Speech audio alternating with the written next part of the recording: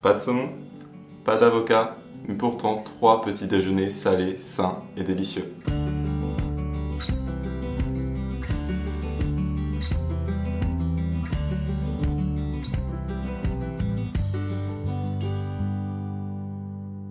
Vous me l'avez demandé, là voici la vidéo spéciale petit déjeuner salé, sain et gourmand. Je me suis creusé la tête et je vous ai concocté 3 petits bijoux, vous allez voir. Au menu, des muffins à la patate douce et au curry. C'est très doux, c'est très moelleux, le matin ça passe nickel. Des toasts originaux, alors pas de saumon avocat comme je vous l'ai dit dans l'intro. On va partir sur des choses plus rares. Et en plus en bonus, je vous laisserai la recette de muffins anglais complet maison, c'est cadeau. Et on va finir avec mon coup de cœur, un porridge salé à la courge. C'est ultra crémeux, c'est chaud, c'est réconfortant. Bref, c'est génial, j'ai hâte de vous montrer ça. Sur ce, je vous retrouve après les recettes pour vous dire quelque chose de très important et je vous souhaite un bon visionnage.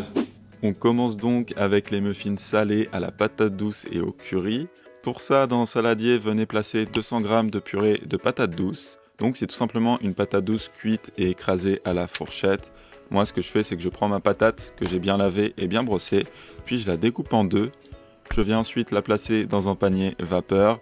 Et j'en profite au passage pour faire la même chose avec un potiron qu'on utilisera dans la 3e recette. Ensuite, je fais cuire tout ça à la vapeur pendant une bonne vingtaine de minutes jusqu'à ce que la chair de mes légumes soit bien fondante.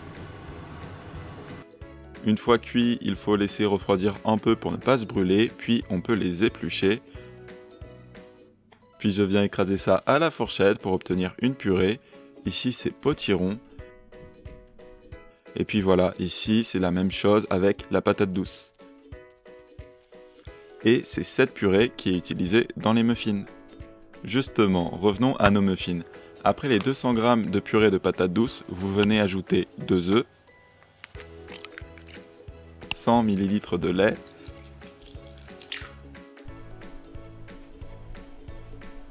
puis 120 g de farine de pois chiches, c'est protéiné et ça se marie bien avec le curry.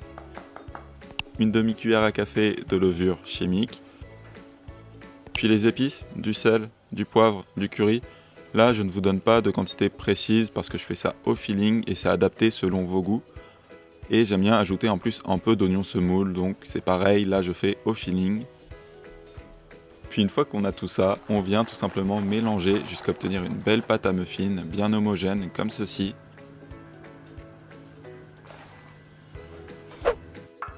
Ensuite, dans des moules à muffins, je viens disposer mes caissettes en silicone que j'adore, c'est vraiment trop pratique.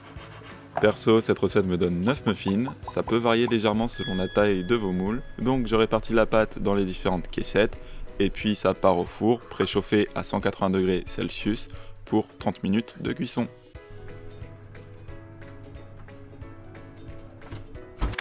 Au bout de 30 minutes, vous les sortez du four, laissez tiédir pour ne pas vous brûler, et puis vous pouvez les démouler. Et c'est pour ça que j'adore les caissettes en silicone, regardez ça vient absolument tout seul, sans coller et sans tout salir, c'est magnifique. Et puis vous laissez refroidir vos muffins sur une grille. Je les trouve vraiment largement meilleurs froids, donc perso je ne les réchauffe pas, mais libre à vous de faire comme vous voulez. Et regardez-moi ce moelleux, ah là là, ça fait plaisir. Vous pouvez aussi, juste avant de les enfourner, rajouter des graines de courge en topping. Ça leur donne voilà, un petit côté sexy en plus que j'aime bien. Place à nos toasts salés. Alors moi j'utilise des muffins anglais complets et maison, c'est vraiment excellent. Maintenant, vous pouvez bien entendu utiliser les toasts que vous voulez, d'autres types de pain ou même des muffins anglais du commerce. Mais si comme moi vous voulez les réaliser vous-même, vous trouverez la recette dans la barre d'infos sous cette vidéo.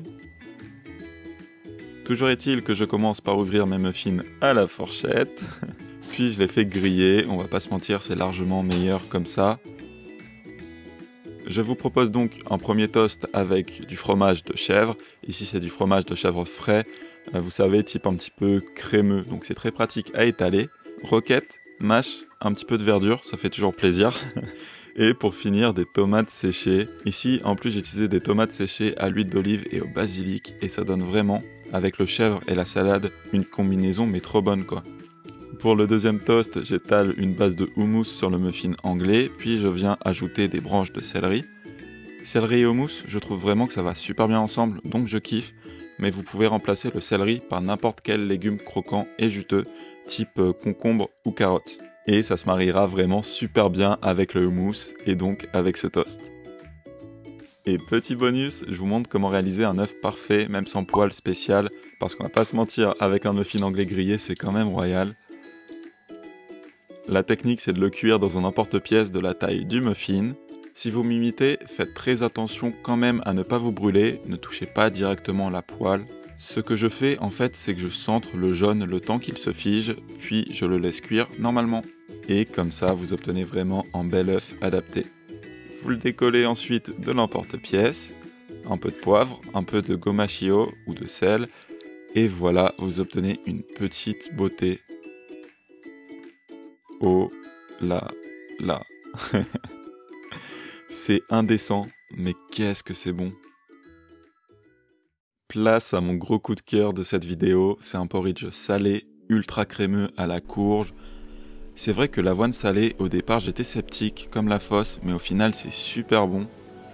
Pour ça, commencez par verser 200 ml d'eau dans une petite casserole, puis ajoutez-y 40 g de flocons d'avoine. Ici j'en prends des petits, je préfère et en plus c'est plus rapide à cuire. Puis venez mélanger ça une première fois.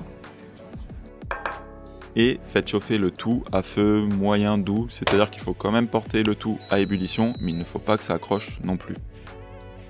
Du coup, pensez à remuer de temps en temps. Ensuite, quand ça commence à bouillir, comme vous pouvez le voir en ce moment à la vidéo, ajoutez une dose de bouillon de légumes pour 200 ml. Ici, avec celui-ci, c'est une demi-cuillère à café. Puis mélangez de sorte à bien dissoudre et à bien répartir le bouillon et laissez cuire jusqu'à obtenir la consistance souhaitée, sans oublier de mélanger de temps en temps. Moi, je l'aime quand il est bien crémeux comme ça, donc c'est à ce moment-là que je vais ajouter mon potiron. Vous pouvez bien entendu utiliser la courge que vous voulez à la place, butternut, potimarron, voilà, tout ça, ça permet de varier les saveurs. Je mélange et là j'ajoute, alors c'est optionnel, une demi-cuillère à soupe de levure nutritionnelle goût bacon. Vous pouvez soit ne rien mettre, soit mettre de la levure nutritionnelle nature, classique, soit du parmesan. Celle-ci, goût bacon, elle apporte un petit goût fumé qui va super bien, je trouve, avec le potiron. Puis vous mélangez encore une petite minute et voilà, vous obtenez un porridge salé, ultra crémeux et ultra parfumé. Donc vous sortez votre bol le plus instagrammable possible, vous y versez votre porridge salé, et puis là, soit vous le mangez comme ça, soit vous jouez la faux folle et vous ajoutez des toppings. Alors moi, comme je suis un peu en ouf dans ma tête, et surtout que j'ai un compte Instagram à alimenter, j'en ai ajouté. Mais attention, les toppings c'est comme le make-up. Justement dosé, ça sublime des recettes. Trop, c'est dégueulasse, alors n'en abusez pas.